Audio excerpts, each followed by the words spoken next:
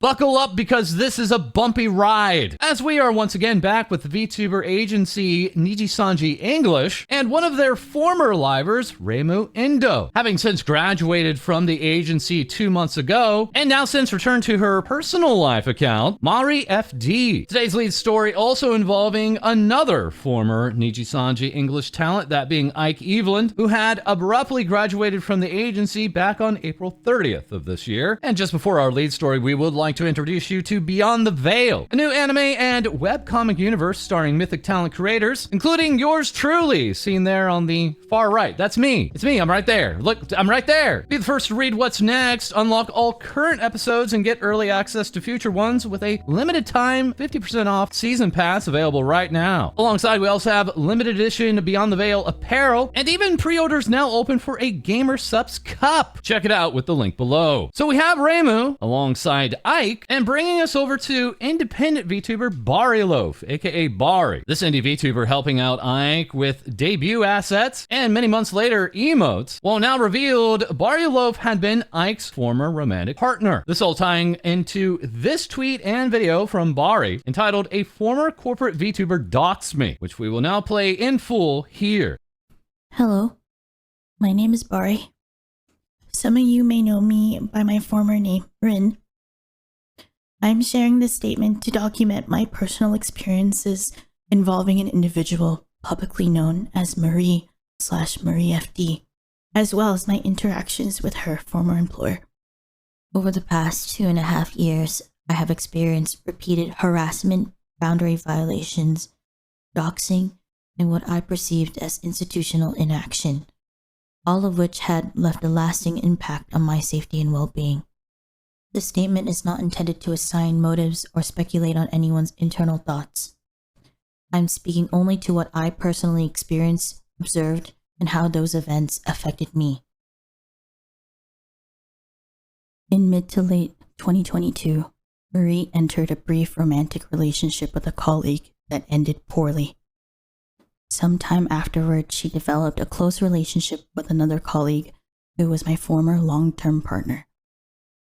I did not object to their friendship or public interactions, as playful behavior and fan service are common in our industry.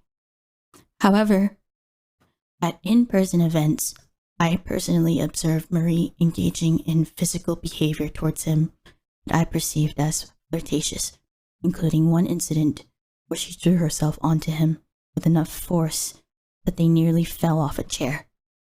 Multiple individuals were present during this incident. Additionally, I was informed that she had made a personal confession to him. I communicated my discomfort to Marie privately through direct messages and a call with 2 other individuals. During that conversation, she stated that she did not recall the incident due to alcohol consumption, but agreed to stop engaging in shipping content involving him from May 1st, 2023 onward. At the time, I believed the matter hadn't been resolved. In the months that followed, I personally experienced exclusion from collaborative projects, negative statements and rumors about me within company and mutual networks, and finally, harassment, including the doxing of personal information and death threats. It became apparent that directly settling boundaries with her was insufficient to prevent the disclosure of our personal information. I reported these incidents to Marie's previous employer through the appropriate channels after my personal information was shared without my consent. It was communicated that, following their internal review, the reported conduct was being addressed in accordance with company policy and that the potential disciplinary measures were under consideration. I also understood at the time that other individuals had submitted related concerns. From my perspective, no meaningful action appeared to be taken. I continued to see Marie receive sponsorships, design upgrades, and high-profile opportunities, which made me feel like my concerns were being minimized. In April of 2025, after my former partner resigned from the company, reportedly due to increasing stress and dissatisfaction with the company's response to certain concerns, I was notified that Marie's contract would not be renewed. The company publicly characterized this as a graduation without acknowledgement of any related complaints or disciplinary actions. Following her departure, the harassment I had been experiencing online stopped abruptly, coinciding with the timing of her leaving. My intention was to move on and not address this. However, Marie recently spoke about me publicly, presenting a version of events that, from my perspective, does not align with what I experienced. Remaining silent has allowed misinformation to persist, and I believe that transparency is necessary to protect myself and others in similar situations. I am sharing this to document my personal experience, highlight what I perceived as a pattern of harm and inaction, and advocate for greater transparency and accountability within our community standards. I am not asking or encouraging anyone to harass or retaliate against Marie or her former employer. The information in this statement reflects my personal experiences, perceptions, and understanding of the events as they unfolded. Thank you for your time.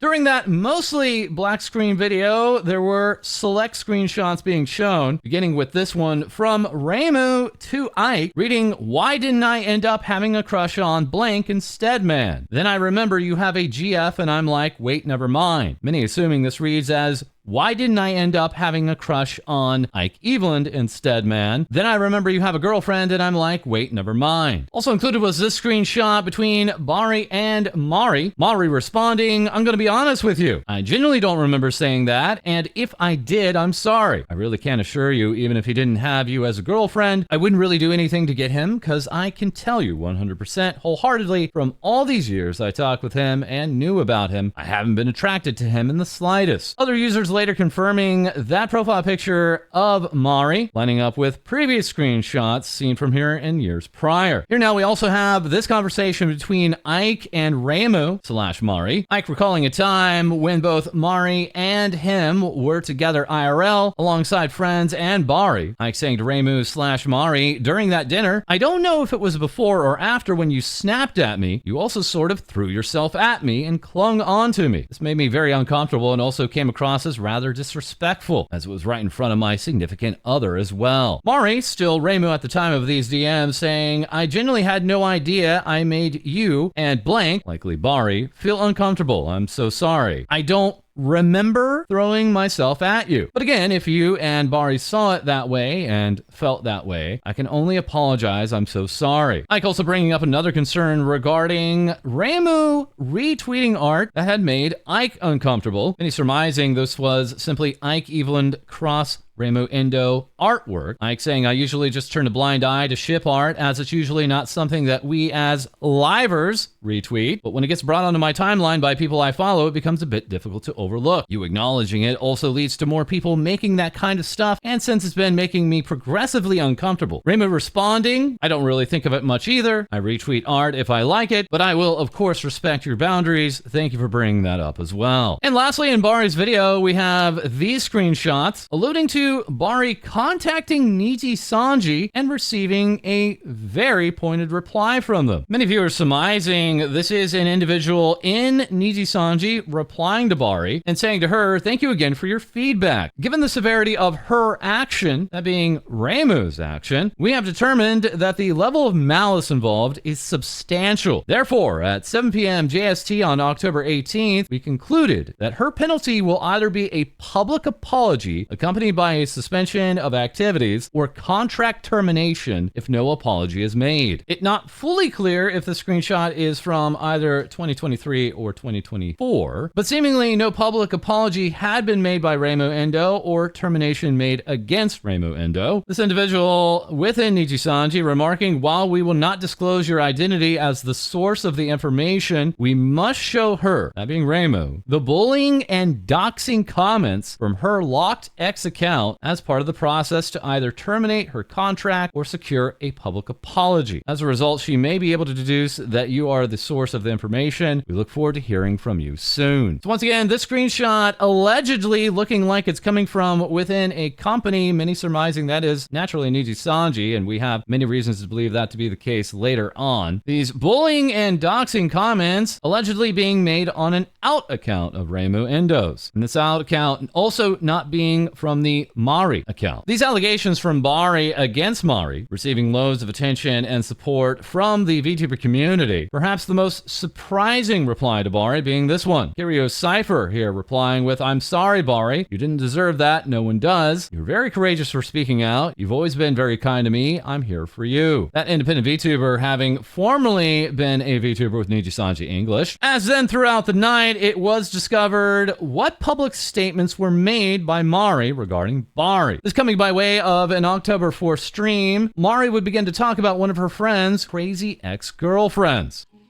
You know what I mean? I'm like, it's like what happened with like a long time ago, what happened with the crazy girlfriend that was like harassing me because she thought that I wanted her boyfriend, even though I had been friends with her boyfriend for like so many years. And I was like, I just don't know how else to explain to you, girlie, that nobody wants her.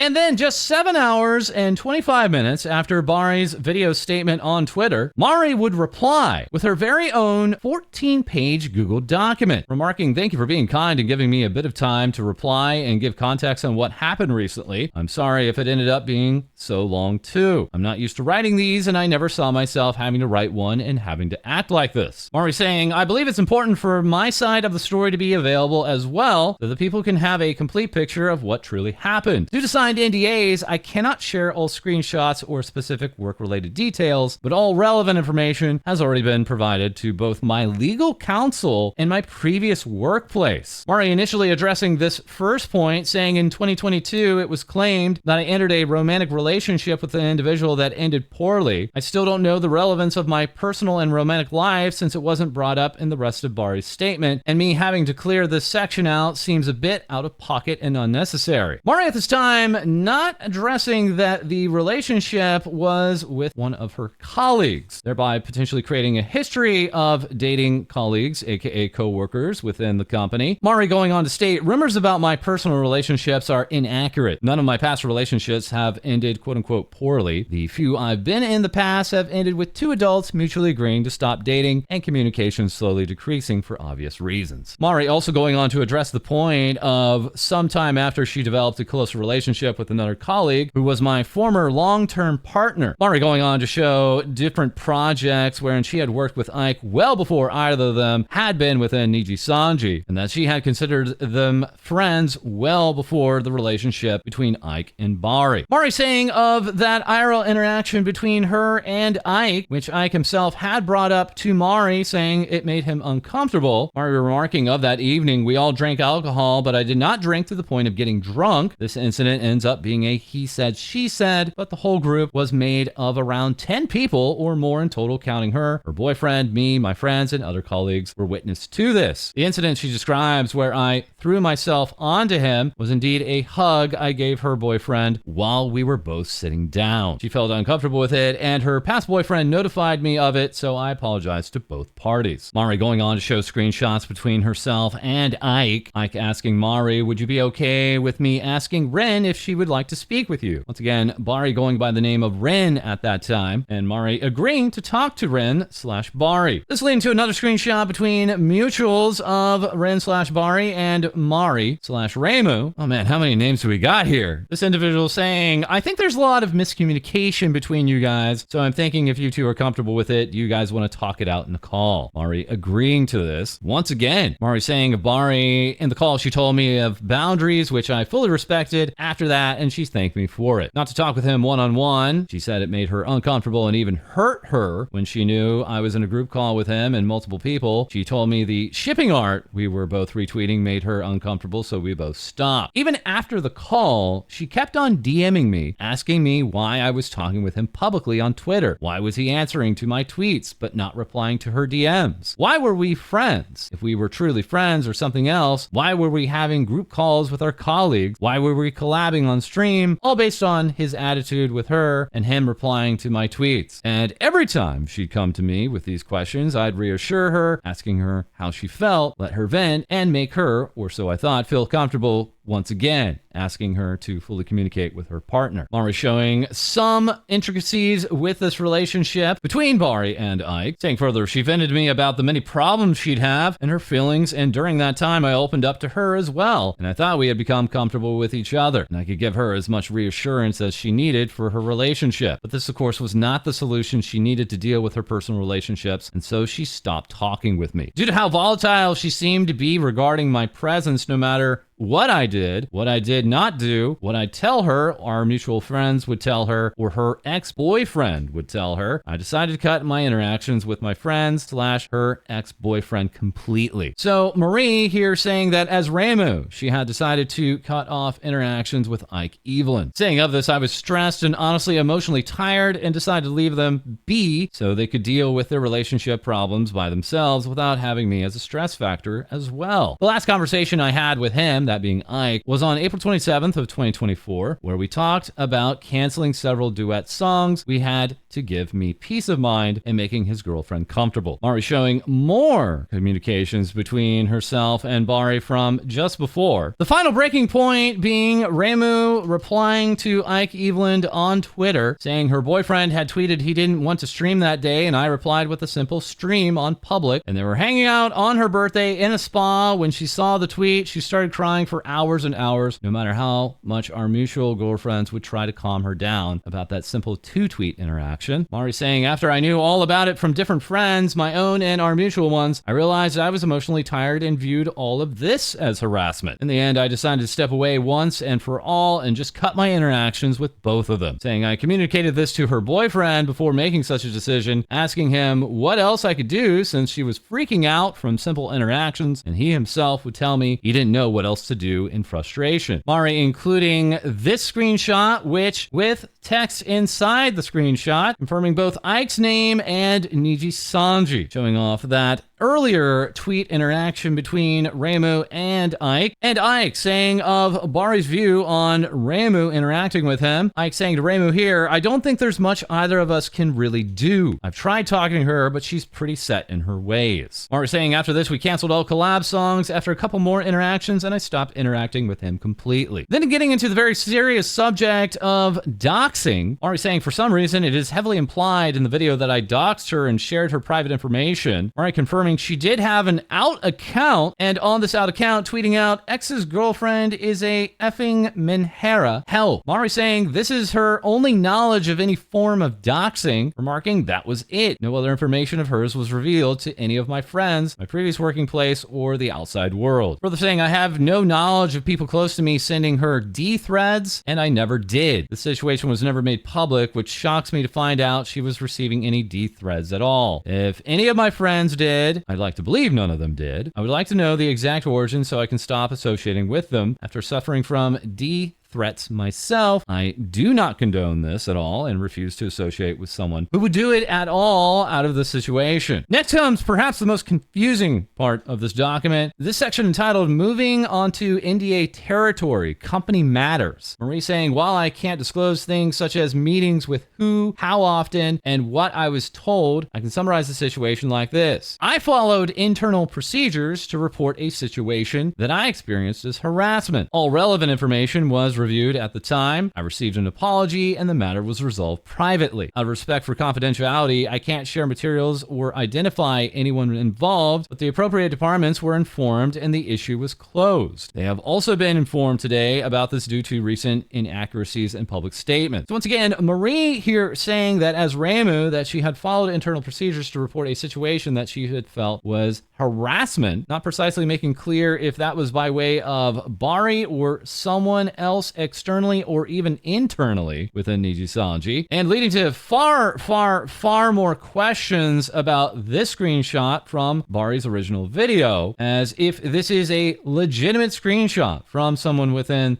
the company, that being Nijisanji, they here are saying that there was a decision that there would be a public apology by way of Reimu or a contract termination. It's apparently being based off of bullying and doxing comments from Mari's locked X account, and now leading to questions if this was the further result. Was this instead flipped around and Nijisanji then giving an apology to Reimu? Or is this entirely separate and not at all related, and Mari at no point actually addressing this screenshot? As once again, if that is a legitimate screenshot and not in relation to what Mari had stated in her Google document, it still leaves many questions. If Nijisanji EN, a company who now has a public history of not taking actions against potentially problematic livers within the agency, has once again been caught in yet another situation just like before. Bari also pushing back against Bari's claim that her graduation was actually Nijisanji deciding not to renew her contract. Bari saying as Reimu, my decision to leave/graduate was not related to this incident. I had been considering graduation since early 2025, largely due to creative direction, stress, and wanting to pursue different goals. Adding projects such as sponsorships or outfits had been planned months or even up to a year in advance, long before my graduation decision. Bari then going on to show off her last interaction with Bari. Bari back on August 21st of 2023 communicating to Mari, I really appreciate the efforts you have made so far in respects to my boundary/relationship, but after trying to give it a chance online and IRL, I'm constantly hurt by the image of you. Your name, your interactions with my boyfriend, everything. If I have an issue, I will communicate that through Ike. I thought that adding you would help me heal, but it's doing more damage seeing you more. Just today seeing your interactions with one another. Why are you so friendly with each other? Is there something I need to know about? Are you guys close friends? Why is he ignoring me to answer your messages when he's with me IRL? And you won't have to worry, I'm not going to any Niji events in the future. Mari ending this document with, I've been constantly harassed in the past while doing my online activities. I've received D threats, and I have dealt with the stress of public scrutiny, which sadly happens when you're in this field of work. Nevertheless, I've never been in favor of it, and I've always spoken out when allowed to, if I don't have an NDA, against it, which is why I'm terrified that it's been implied that there was constant harassment and D threats being sent to Bari from 2022 all up until 2025. I haven't been in contact with her at all. Today I contacted my friends who were her friends as well, and they have confirmed they haven't talked with her since 2023 as well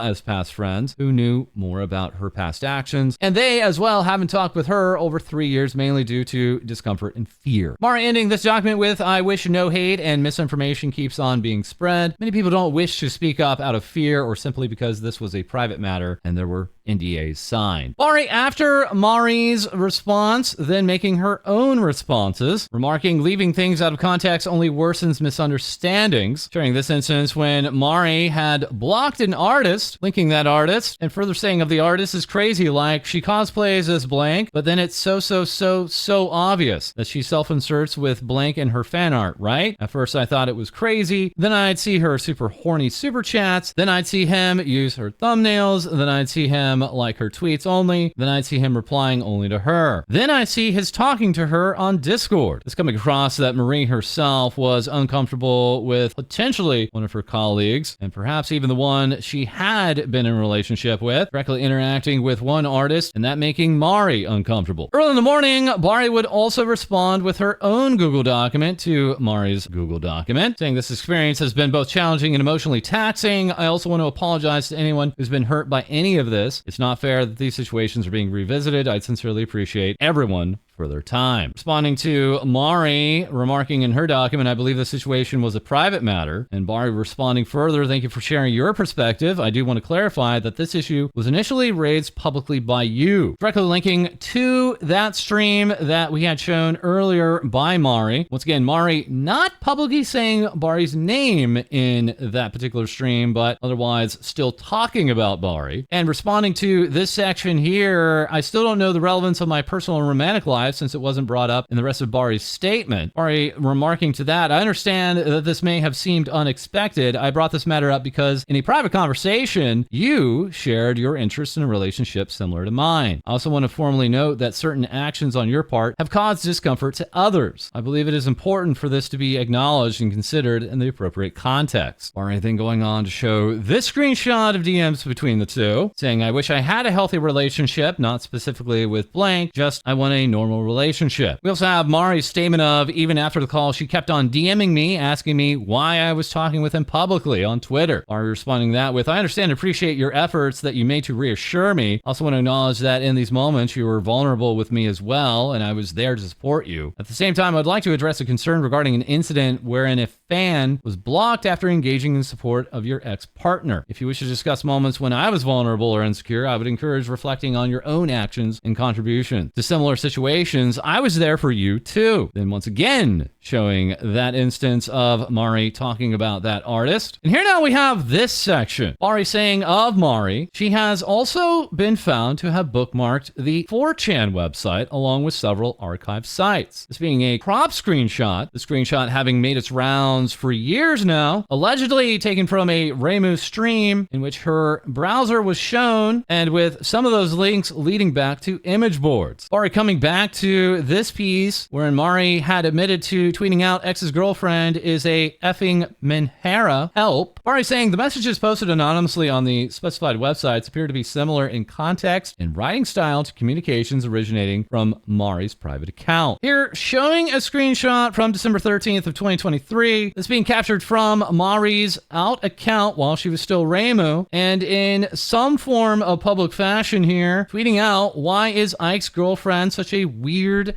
menhera? Holy Lamau. Bari continuing, I want to bring to your attention what a similar situation was mentioned on 4chan around September 2024. While I cannot confirm any direct connection, the circumstances appear potentially related, and given the context, I believe it is worth noting consideration. This message reading, this girl has had so much drama in the Utate community as well. I think she's been friends with blank and blank for a while now, but they just kind of ignore her cause menhera. Bari saying, I did not use or mention the term menhera at any point in my video. I found it unusual that she included this in her document. However, there appears to be a strange recurring pattern of behavior in which an individual on 4chan has described me using this term. Another instance that same day on September 13, 2024, reading blank crazy GF. She's trying to get into blank right now. I hope she gets in and gets menhera episodes with any girl that gets close to blank on and off stream. Further, we have these disturbing anonymous messages made back on April 14th of this year, 2025. Bari, you evil B. KYS Bari. Toxic B. KYS Bari. KYS Bari. KYS Bari. This all being made on Bari's birthday. Bari remarking, agreed, this kind of behavior is entirely unacceptable. If Mari was not involved, it's deeply unfortunate that someone may be acting maliciously to create conflict and cause genuine harm. Clarify, I'm speaking only for myself. From my experience, my former partner also spoke to several trusted individuals about aspects of the treatment we experienced within our shared professional and social circles. And because it's out there, I loved and cared for this person deeply. Bari lastly stating, I want to make it clear that I do not support or condone any harmful or hateful remarks directed toward Mari or her former employer. What began as a private matter has regrettably escalated. I hope we can now focus on moving toward closure and identifying the individual responsible for sharing this information. Those two previous tweets along with that Google document having since been removed by Bari. Many are waiting to see if there will be any further follow-up by that independent VTuber on this matter. And very quickly, we also now today turn to ironmouse. Having been a part of the most recent Twitchcon, Twitch themselves bringing on ironmouse during the opening ceremony and saying they will be making a 100,000 donation to the Immune Deficiency Foundation. However, this Twitchcon experienced many problems. Kuro here saying, unfortunately, if you gave me a Twitchcon gift, the event lost them all. I still really appreciate the intended gifts though. Henya echoing this, unfortunately due to a miscommunication or misunderstanding, any gifts or presents given to my meet and greet staff were disposed of by the venue staff. I'm very sorry for anyone who gave me a gift. Twitch actually approaching ironmouse to figure out how to run meet and greets with VTubers, and thus she was quote unquote powering the meet and greets for VTubers at Twitchcon, and tweeting on the situation saying, "I deeply apologize to all the VTubers and the fans who had meet and greets at the VTuber booth this year. It breaks my heart to know staff threw out all the gifts. I should have known better than to trust them and taken care of everything ahead of time." And you're replying directly to Mao saying, "It's not your fault. Please, no sorry. Thank you for having me. I had a wonderful time and I love you." Giga here with taking predictions on how many more L's Twitch takes before the end of the year. Ironmouse's manager confirming that she herself at least was able to get the gifts for Mouse, but remarking with this photo, "What part of this screams garbage throw out? I'm so angry at the blatant disregard of clearly labeled property." Showing off these boxes for Froggy, Phoebe, Kuro, and Henya. P backing this up with, "I saw them before they were tossed and they were all in boxes like that, labeled and with lids, in a secure room in the back of the meet and greet stage. There's no reason why they should have been tossed." Other issues regarding TwitchCon also coming by way of Camilla Bombette, saying, "Security at TwitchCon tried to make me remove my mask every time I came into the convention. Every single time." This being echoed by Chibidokii, saying, "The staff have been lovely for the most part, but they wouldn't let me enter and told me to walk all the way to the help desk to get permission to enter my meet and greet because their wristband they gave me doesn't work. I also had to show my face. It was very scary for me, but I understand why." Further remarking on her meet and greet being cut short, one user replying, "They, that being the TwitchCon staff, specifically said that if a creator wanted to meet everyone in the line, then they'd move to a separate area. However, all of us were told to leave because you weren't feeling well and couldn't meet with more people." Chibi very confused by this, saying, "I never even told any staff I am sick. I'm so confused. I showed up and asked if I could wait. That's the only time staff talked to me and in the meet and greet area before telling us to cut the line short. I'm sorry if this is true." This user remarking further, "Wait, they cut y'all short? When I asked the staff, they said it was y'all who cut it short. I can't believe they try and shift that onto y'all." That is lastly, we have Fifi here with, "I'm glad I went to Japan instead of TwitchCon." And very lastly, this weekend, we are also turning to FaZe Connect, coming to us with FaZe Saga, their 4th generation, debuting this Saturday, October 25th, but unfortunately missing one of the members, that being Anya Nyabis, remarking, "Unfortunately, there have been unforeseen circumstances that have impacted Anya's debut, which will be regrettably postponed until a later time." As that is all for this episode. We currently have active slots available in our global union of Goddess of Victory Nikkei. Once again, that's for the global server. Feel free to join us on 47747. Once again, that's 47747. And also feel free to like, comment, and subscribe below. Send in your VTuber news to our Discord, as we'll have more things VTubers say for you soon.